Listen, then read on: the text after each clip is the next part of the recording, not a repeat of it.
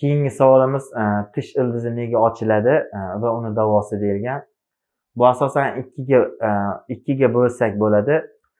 Ko'p bemor o'sha tish ildizi deb keladi, lekin bizda o'sha nega tishga nisbatan milk qochib borishi, milk va alveolar suyakni qochib borishi yo bo'lmasam yana bitta sabab bo'lishi mumkin.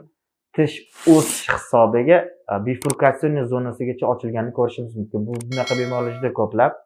Ya'ni tish doim kontaktda bo'ladi, tish doim o'sishga moyil bo'ladi. Tish qaytishga moyil bo'lmaydi, o'sishga moyil bo'ladi. Misol uchun 6-tish yuqoridan oladigan bo'lsa, pastdagi 6-tishga tegib turgan holatda bo'ladigan bo'lsa, agar pastdagi tish oldirilgan yoki ma'lum bir kasallik, ya'ni kavaklar yoki yiringli jarayon yo'qotilgan bo'lsa, uni o'rnini bemor to'ldirmagan bo'lsa, albatta yuqoridagi 6-tish kontakt boshqa yoki 7 yoki 8-tishlarga kontakt bo'lmagan holatda pastga kontakt bo'lmasa, o'sishda davom etadi. O'sishda davom etishda borgan sari o'sib borib, tish ya'ni ildiz ochilishi ko'rsak bo'ladi. Bunaqa holatda bemorga ko'proq tezlik bilan maslahat beramiz tish soldirilishi. Ikkinchisi esa tish kontaktda bo'lib turib, lekin borgan sari milk ochilishini ko'proq o'sha shikoyat qilib kelishadi. Bunda bemor ko'proq chувствительный bo'ladi, ya'ni sezuvchan bo'lib qoladi. Issiq sovuqqa yoki havoda nafas olganda sezuvchan bo'lib qoladi. Bu holatda ko'rilganda u yerda ko'proq yana ponosmon nuqson ko'rishimiz mumkin. O'sha joyda tishni bo'yin qismida karieslarni ko'rishimiz mumkin. Buni keltirib chiqaradigan sabablar bir necha hisoblanadi.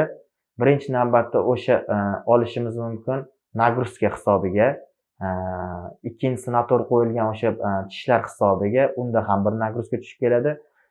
Uchinchisi esa bu nalyotlar, ya'ni tish toshlari hisoblanadi. To'g'ri profilaktika yoki to'g'ri gigiyenaga rioya qilinmaganligi dan kelib chiqadi. Buni asosan bu holatda nima qilinadi? Bemorga to'g'ri taktika tanlanadi.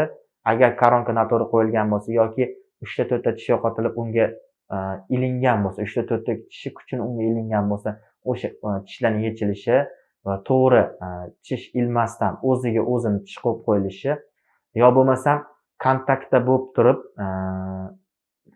tish yo'qotilgan bo'lsa, kontakt o'sayotgan bo'lsa, unga ham tish qatog'ini to'ldirib, yuqorida tish o'sayotgan tishi to'xtatilishi maslahat beriladi. Uchinchisi esa tish kontaktda bo'lib turib, lekin milk qochayotgan bo'lsa, bo'yin qismida karies bo'lsa, unga ponosmon nuqson bo'lsa, albatta svitoy plomba, bizda juda ko'p svitoy plombalar bor, plomba bilan to'ldirish maslahat beriladi.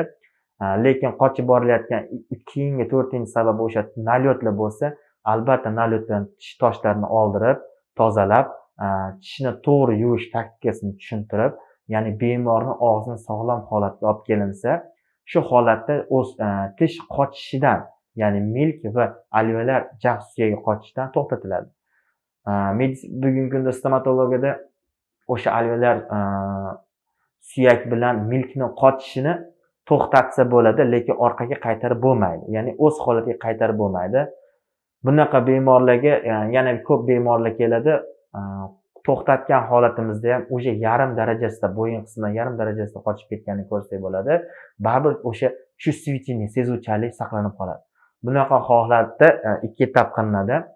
Yoki milkni ko'chirib o'tkazish, yo bo'lmasam plombalar bilan bir sloyni yopishishi maslahat beriladi. So'ngra bemor o'sha har xil chувствительный